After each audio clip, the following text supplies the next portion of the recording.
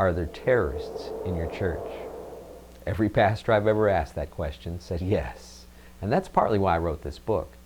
You know, if there was some way you could talk to the guys that bombed the Twin Towers, some way you could communicate with them and ask them, were you just trying to be destructive? They'd say no.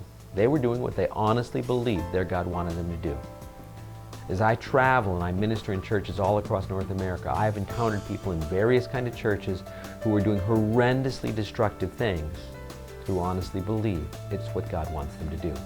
From a biblical perspective, they're wrong.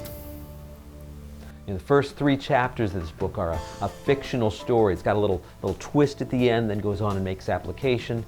When I completed the manuscript, couldn't find a publisher, nobody was interested. So we decided to self-publish the book. And so we sent a copy of the manuscript before we published to numerous senior pastors of churches that I'd been at in the last few years. Pastor, if you think this is worthwhile, you got time, read it. If you think it's worthwhile, we'll give you a special buy-in on a quantity of books if you want to share it with people in your church. We pre-sold 2,000 books before the book was ever printed. Pastors really want their people to read this book. Are there terrorists in your church? You know, a while back someone told me, Tom, the person that's way down that path of being a church terrorist, you're not going to rescue them with this book. I said, you're right. But here's the deal. I think every one of us has the potential of becoming a church terrorist. And if I can keep other people from going down that path, that's really my goal in writing it. Shortest book I've ever written, maybe the most hard-hitting book I've ever written.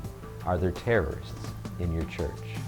We still offer quantity discounts. If you want to get multiple copies to share with people in your church, you can do that. We can accommodate that for you. I would encourage you to consider getting your copy today.